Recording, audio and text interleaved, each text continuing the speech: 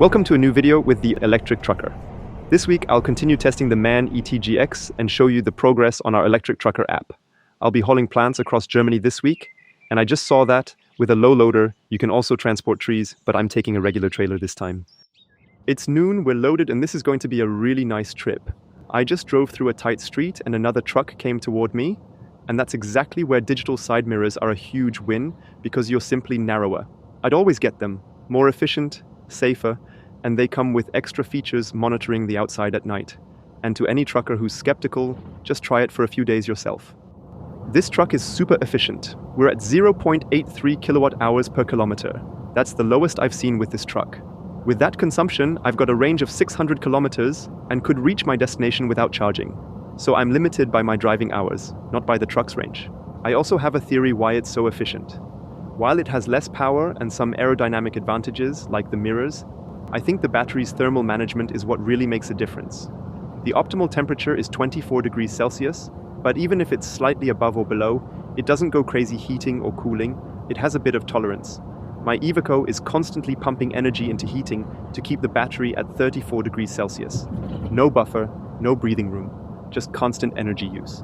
And one clarification from the last video, the eTGX comes in two power levels, 330 kilowatts and 400 kilowatts. I thought I had the 400 kilowatt version, but it turns out this one only has 330 kilowatts, or 449 horsepower. That explains why it struggles uphill, but both versions use the same motors, so it's just software limited. I noticed a small issue this morning that I couldn't solve yet. The trailer is scraping against the wheel arch cover, even though it's a standard trailer like most trucks use. I could remove the wheel cover, but then I'm not allowed to drive the truck solo, since stones could get kicked up. I don't really get why it's happening, so I'll have to take a closer look once the trailer is off. I'm charging at Ionity now, and you can see the scrape marks from the trailer. Let me give you a quick rundown of the truck's setup. It has 6 NMC battery packs with 80 kilowatt hours usable each. Each pack weighs 629 kilograms. They were built in December and are now officially assembled in Nuremberg. The layout looks a bit like an engine cabinet from a diesel truck. It's got a 4-speed gearbox, which helps make better use of the 330 kilowatts of power. Unlike the Iveco with just one gear, where you need serious torque to move 42 tons, this setup adjusts speed more efficiently. Everything is built low and compact, so you can even configure it as a low liner.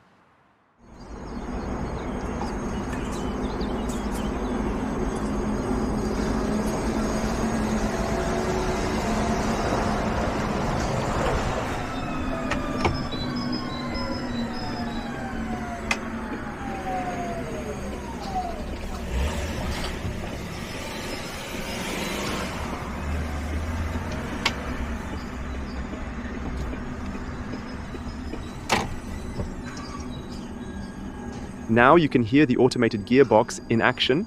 It shifts into second gear at 30 using compressed air.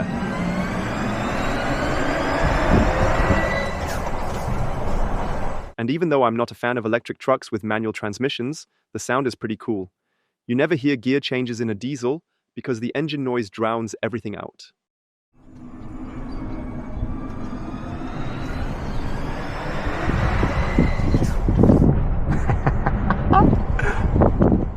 The first drop-off went super fast, and around here the streets are used for truck driving tests. It's very tight, and when trucks meet, it gets tricky. And now a Sprinter van is joining us too.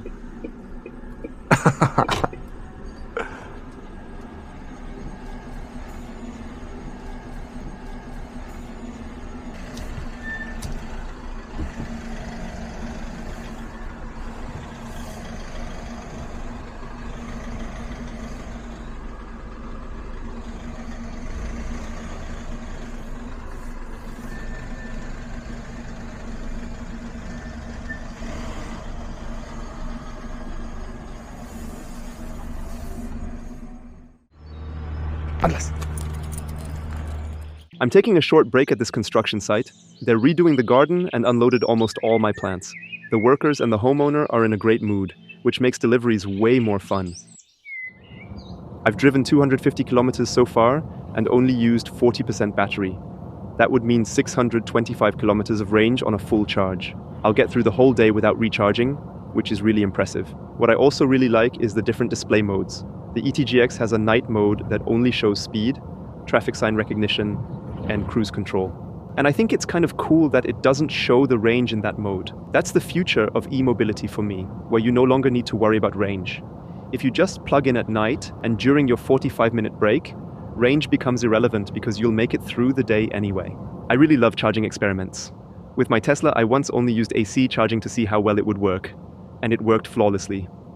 In Switzerland, I did a road trip where I only looked for charging stations by sight and without apps. That also worked surprisingly well. And I always wanted to try to tape off the range display and just keep driving until I feel like stopping. I was going to do it with the Tesla, but I would have needed to tape off so much of the screen that I ended up not doing it. But doing that with electric trucks would be hilarious, and it would really make a statement if it works. It hasn't rained for the past 1.5 weeks, and now I'm noticing the first little issues with the digital side mirrors. There's a main camera and a wide-angle one, and one of them has a raindrop on it, so the image is a bit blurry. You can still see everything, but the quality isn't as nice anymore. The front camera is interesting too. It has a cover that protects it from the rain pretty well, so the view stays sharp. I'm curious how it performs at night. But to be fair, traditional mirrors also struggle in the rain, but there you've got mirror heating.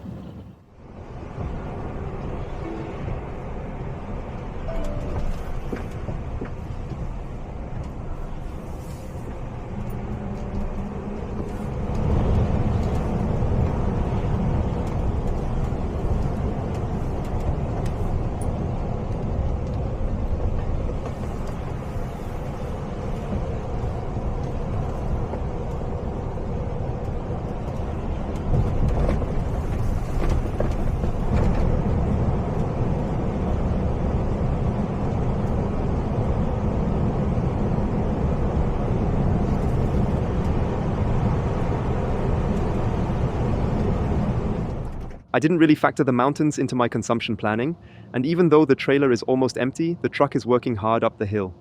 I'm hoping for a heavy return trip. That way I can really test whether the 330 kilowatts are enough. Just finished the final drop-off and now I'm heading back north, but I'm down to 15% battery.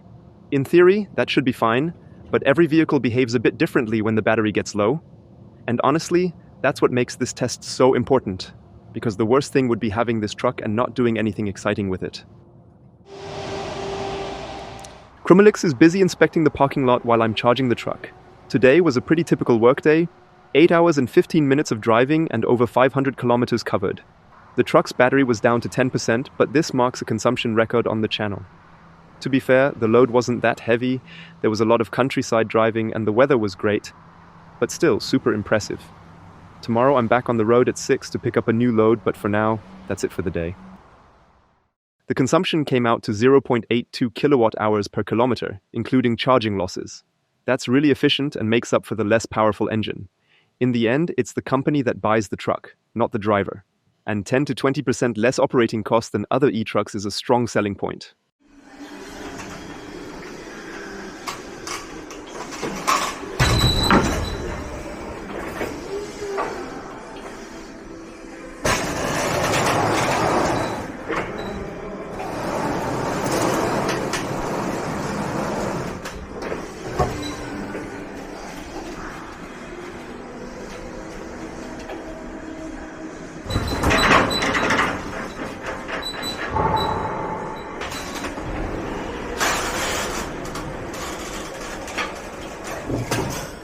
Krumelix is snacking, and we're here at a really new Aral gas station with a wash park and secure parking for trucks.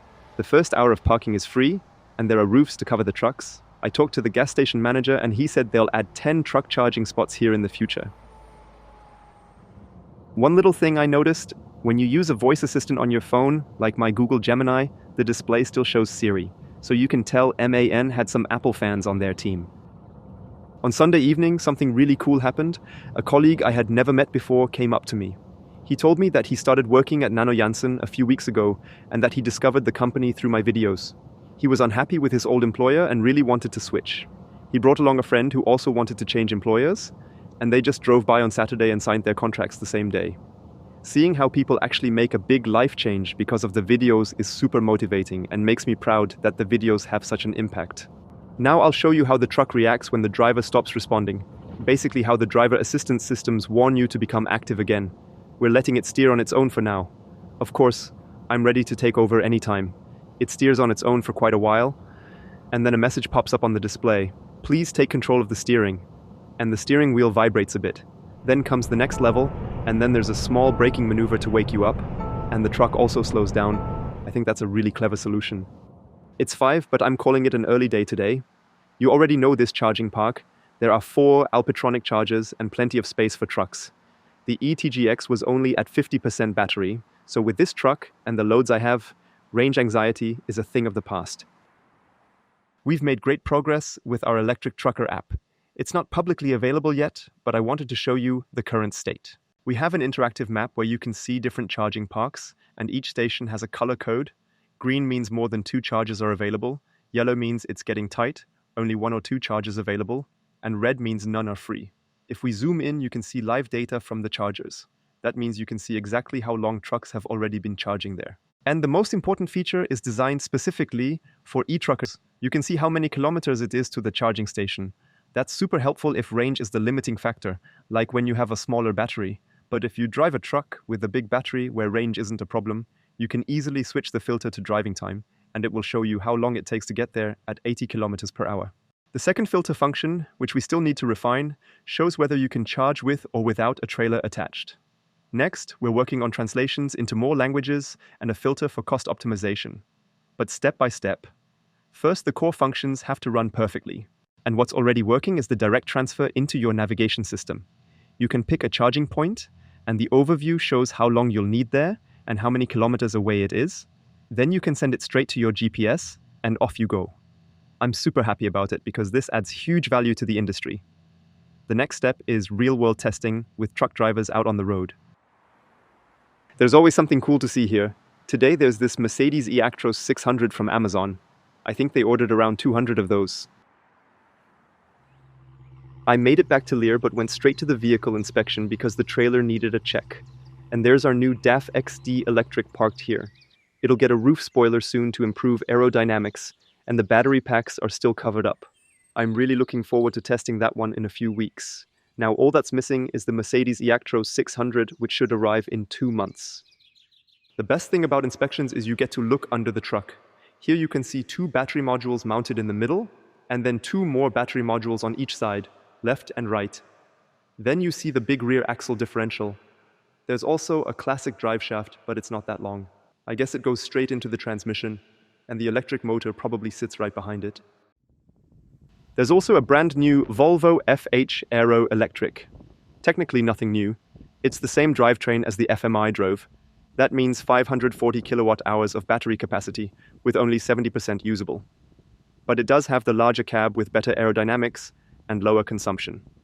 This one was modified right at the dealership with a hydraulic tank and a hydraulic pump mounted to the transmission's PTO. That setup allows you to run a walking floor trailer or a tipper.